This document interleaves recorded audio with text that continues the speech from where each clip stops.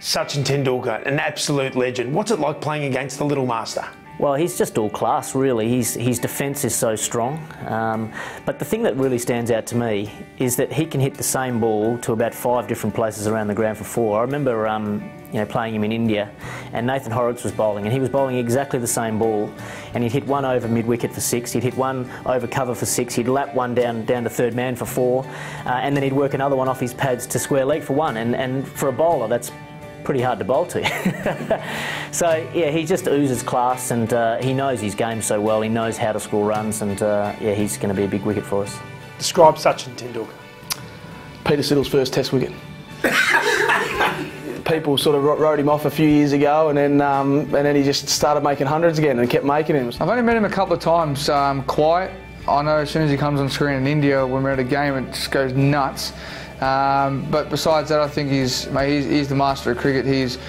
The way he goes about his game is totally just looks like he's just so relaxed, and obviously he's the great of cricket. And I think just him himself, what he has to offer back to the game is fantastic. He's always doing stuff for the community.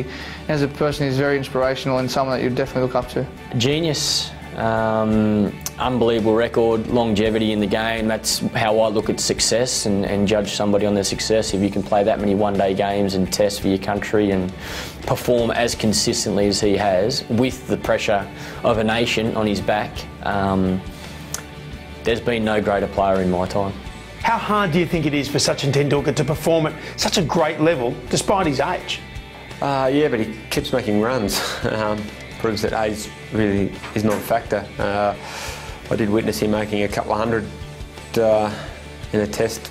Yeah, it was quite good to watch actually, but yeah, no, fantastic player, and he's definitely one bloke that you need to nick off early. What's Sachin like away from the ground? He's a pretty quiet sort of bloke. We haven't had a lot to do with him at all over the years. And I think that's the way he sort of likes to be as well. Warney got on quite well with him and knew him quite well, but I guess some of the guys that have been to the IPL the last few years probably know him a little bit better. But look, I've played against him for 12 or 14 years, and probably have spoken to him 10 times in that in that period of time. So, like a lot of the Indian guys, their culture around their cricket team is so different than what it is around the Australian team that at the end of a game they're sort of packed up and gone within 20 minutes. And if we've won, it's normally a little bit later than that before we leave.